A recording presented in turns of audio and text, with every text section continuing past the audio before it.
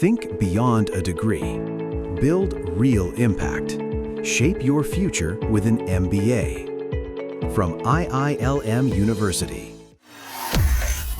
महाराष्ट्र के उप मुख्यमंत्री और एनसीपी प्रमुख अजीत पवार का अंतिम संस्कार पूरे राजकीय सम्मान के साथ किया गया। पवार के अंतिम संस्कार में उनका पूरा परिवार मौजूद रहा। पवार के दोनों बेटों ने उन्हें मुखाग्नि दी। इसके अलावा केंद्रीय गृह मंत्री अमित शाह, भाजपा अध्यक्ष नितिन नवीन, केंद्रीय मंत्री नितिन गडकरी और महाराष्ट्र नवनिर्माण सेना यानी कि मनसे प्रमुख राज ठाकरे समेत कई लोग मौजूद रहे।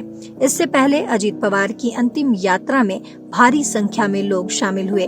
पवार की अंतिम यात्रा के दौरान सड़कों पर जाम की स्थिति भी देखने को मिली। आपको बताते चले कि अजीत पवार के पार्थिव शरीर को काटेवाड़ी स्थित उनके आवास लाया गया था। वहीं बुधवार सुबह 8:45 पर एक प्लेन क्रैश में पवार का निधन हुआ था। इस हादसे में पवार के सुरक्षा कर्मी, 2 पायलट और एक महिला क्रू समेत 5 लोगों की मौत हो गई। उनके निधन पर महाराष्ट्र में 3 दिन का राजकीय शोक भी रखा गया है। इस दौरान राज्य भर की सभी सरकारी इमारतों पर राष्ट्रीय ध्वज आधा झुका रहेगा। पुलिस ने प्लेन क्रैश के सिलसिले में एक्सीडेंटल डेथ रिपोर्ट यानी कि ADR दर्ज की है। इसके अलावा एयरक्राफ्ट दुर्घटना जांच ब्यूरो यानी कि AIB ने जांच अपने हाथ में ली है।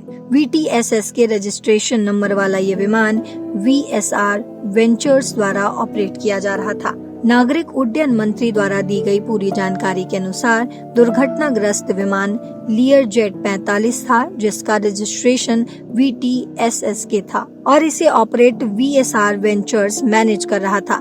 फ्लाइट क्रू द्वारा पहले लैंडिंग के शुरुआती सेकंड्स को रद्द करने का फैसला करने के बाद फ्लाइट को ठीक 8:43 पर रनवे 11 पर उतरने की अनुमति दी गई थी। आपको बता दें, अंतिम विदाई के दौरान महाराष्ट्र के उप मुख्यमंत्री, वित्त मंत्री, एनसीपी प्रमुख, सबके प्रिय अजीत दादा और बारामती के राजा अजीत पवार अब सबकी यादों में रहेंगे। दोनों बेटों ने मिलकर अपने पिता अजीत पवार के शव को मुखाग्नि दी। इस दौरान सभी की आंखें नम दिखी। अजीत पवार के परिवार सहित सभी नेता, कार्यकर्ता और आम जनता अंतिम विदाई देते हुए आंखों में आंसू का सैलाब लिए खड़े थे।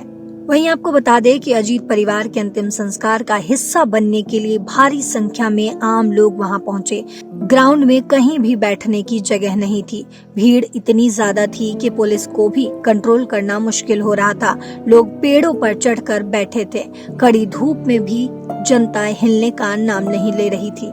इससे साफ कहीं न कहीं हुआ कि अजीत पवार के लिए लोगों के मन में कितना प्रेम और सम्मान है। सबकी आंखें तब नम हो गई जब महाराष्ट्र के उप मुख्यमंत्री अजीत पवार की पत्नी और राज्यसभा सांसद सुनेत्रा पवार ने अपने पति को अंतिम श्रद्धांजलि अर्पित की। सुप्रिया सुले अपने भाभी को मंच तक लेकर आईं, जहां सुनेत्रा पवार फूट फूट कर रोने लगी।